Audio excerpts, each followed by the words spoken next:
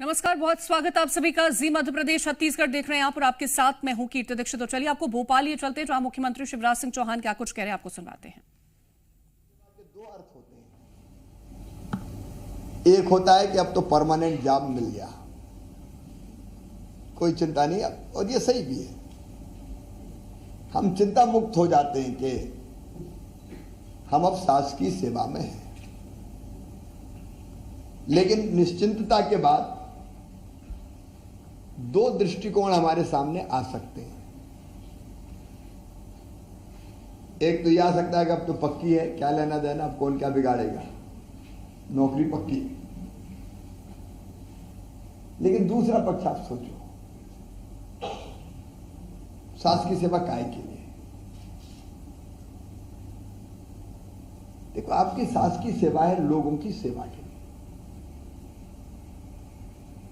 और आरोग्य हमारा विषय है, लोग स्वस्थ रहें।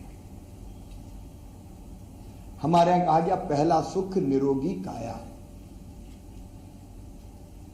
शरीरम आद्यम खलु धर्म साधनम। शरीर ही माध्यम है सब धर्मों का पालन करने का। शरीर अगर ठीक नहीं है तो आप कुछ नहीं कर सकते। फिर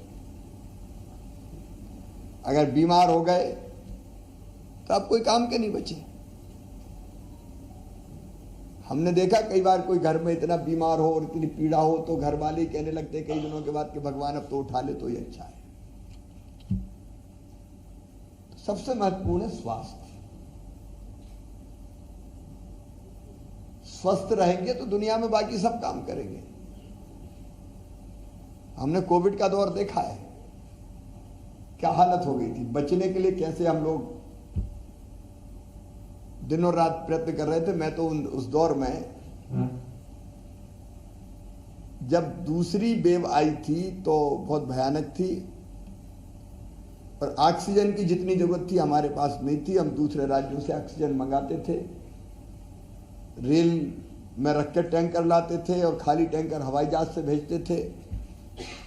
और उस समय में टैंकर के ड्राइवर तक से फोन करता रहता था, कहां पहुंचे, रुक मत जाना, सो मत जाना, फलानी जगह पहुंच नहीं है। और अस्पतालों से फोन आते थे, बस इतने मिनट की बची है ऑक्सीजन, इतने घंटा की बची है। और तुरंत लोग तो मोबाइल का उपयोग करते थे तो टीवी में पट्टी चलती थी, इस अस्पताल में 15 मिनट की ऑक्सीजन बची। मैं 8 रात सोया नहीं, 8 रात। झपकी लग गई तो लग गई, नहीं तो एक ही चिंता थी कि कैसे लोगों की जान बचाए। तो हमारा जो विभाग है वो लोगों की जिंदगी सुरक्षित रखने वाला विभाग है। और इसलिए अगर हम बेहतर सेवा देते हैं तो लोगों की सेवा भी करेंगे और शासकीय सेवा को अर्थपूर्ण भी बना देंगे। देखो, आपको यह हक नहीं है कि आप कोई काम जिम्मेदारी से ना करें। अगर व्यक्तिगत बिजनेस है और आप कर रहे हो तो देर से भी आए, एक दिन नहीं भी गए तो नुकसान कौन का होगा? अकेले आपका होगा। आप सोच सकते हो ठीक है 4 दिन नहीं करना, लेकिन यहां अगर आपने ये किया तो नुकसान आपको नहीं होगा, नुकसान होगा जनता को, लोगों को, जिनके लिए हम शासकीय सेवा में हैं। तो शासकीय सेवा का मतलब निश्चिंतता नहीं है। शासकीय सेवा का मतलब है और जिम्मेदारी के साथ काम करना है। देखो, मैं मुख्यमंत्री हूं, मुझे कोई मजबूर तो नहीं करता कि तुम 18-19 घंटा काम करो। मैं चाहूं तो मैं सोच लूं कि नहीं करूंगा इतने घंटे, लेकिन मेरे अंदर बेचैनी रहती कि एक क्षण भी बर्बाद होता तो लगता तू पाप कर रहा है, तू कर क्या रहा है। 8.5 करोड़ लोगों का भविष्य टिका हुआ, तू सो सकता है क्या आराम से? तू चैन से खा सकता है क्या? और इसे कर कर कर, ये बेचैनी मन में रहती है। क्योंकि मैं अगर बैठ जाऊं तो मैं अकेले, मेरे लिए थोड़ी, कोई भी काम डिले होता है तो जनता का काम डिले होता है भाई। और इसलिए मेरे बेटा बेटियों, एक भाव जरूर मन में ये रखना कि हम अगर कोई काम जिम्मेदारी से नहीं करेंगे तो हमारा नहीं, हम लोगों का नुकसान करेंगे। और हमसे ये पाप नहीं होना चाहिए कि लोगों को दिक्कत हो। अब आप में से कोई भी हो, कंपाउंडर आयुर्वेद के भी हैं, यूनानी भी है, कंपाउंडर का काम बहुत महत्वपूर्ण है। डॉक्टर तो केवल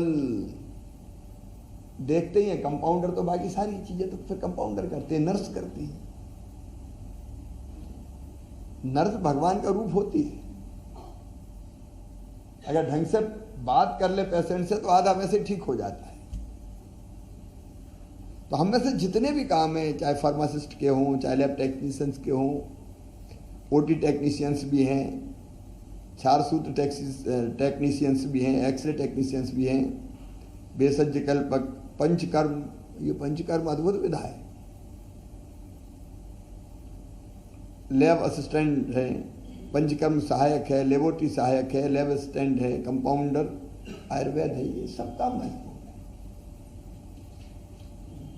इसलिए आज से आप ये मानसिकता बना लो नियुक्ति पत्र के बाद कि हम स्वयं महत्वपूर्ण लोगों में से हैं, क्योंकि लोगों की जिंदगी सुरक्षित रखना ये हमारी जवाबदारी है।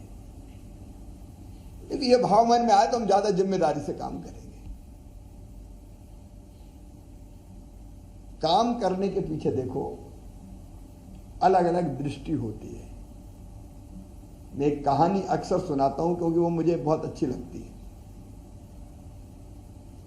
एक गांव में एक मंदिर बन रहा था। मंदिर बनाने के काम में कई लोग लगे थे। 3 मजदूरों का काम था पत्थर तोड़ना। जो पत्थर दीवार के रूप में पत्थर की दीवार बनती लगती है मंदिर में। गर्मी के दिनों में पत्थर तोड़ रहे थे, सूरज किरणों से आग बरसा रहे थे, पसीना पसीना हो रहे थे। इतने में ही एक बाबा निकले वहां से, तो ठिठक के रुक गए, पहले मजदूर के पास पहुंचे, उससे पूछा भाई क्या कर रहे हो? तो उसने गुस्से से बाबा को देखा, आंखें फूट गई क्या? दिखाई नहीं देता क्या कर रहे हो? किस्मत फूटी तो पत्थर फोड़ रहा हूं, आगे पूछने गर्मी में। बाबा चुपचाप आगे बढ़ गए। दूसरे मजदूर से पूछा थोड़ी दूर, वही पत्थर तोड़ रहा था, क्या कर रहे हो? तो वो अपेक्षाकृत शांत था। उसने कहा बाबा जब दुनिया में आए हैं तो जीना ही पड़ेगा, पेट भरने के लिए ये आजीविका मजदूरी कर रहा हूं, इसलिए पत्थर तोड़ रहा हूं, इससे मुझे मजदूरी मिलेगी, पेट भरेगा। फिर वो तीसरे के पास गए। तीसरे का चेहरा आनंद और प्रसन्नता से दमक रहा था। सूरज बोई, मेहनत बोई, पसीना बोई, लेकिन चेहरे पर प्रसन्नता थी। उसने जैसे ही पूछा क्या कर रहे हो, तो उसने कहा बाबा देख नहीं रहे तुम, सामने भगवान का मंदिर बन रहा है, और भगवान के मंदिर में जो पत्थर लगने हैं वो पत्थर तोड़ने का सौभाग्य मेरे हाथों को मिला हुआ, मैं कितना सौभाग्यशाली हूं।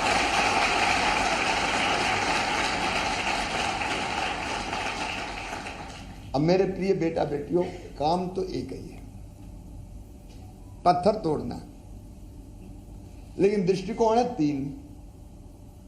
किस्मत फूटी है इसलिए पत्थर फोड़ रहा हूं, जीना है तो मजदूरी के लिए फोड़ रहा हूं, और तीसरे भगवान का मंदिर बन रहा, मेरा जीवन धन्य हो गया। हम भी इन तीनों दृष्टिकोणों को रख सकते हैं।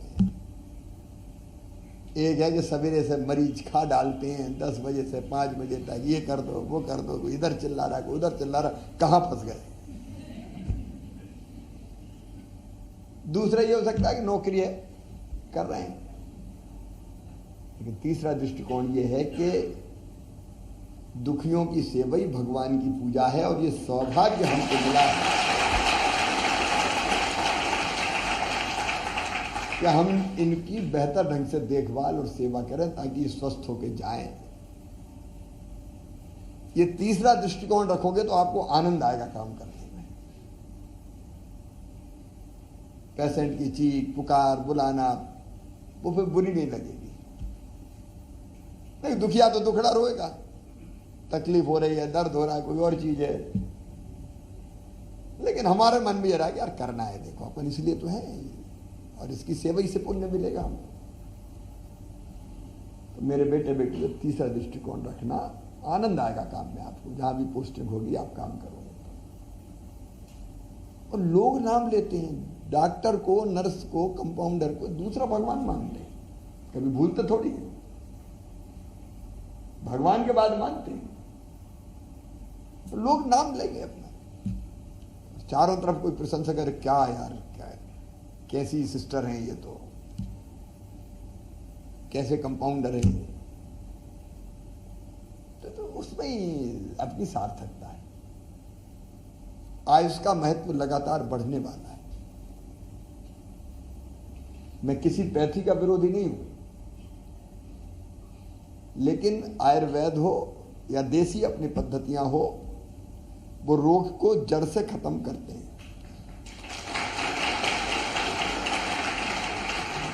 एलोपैथी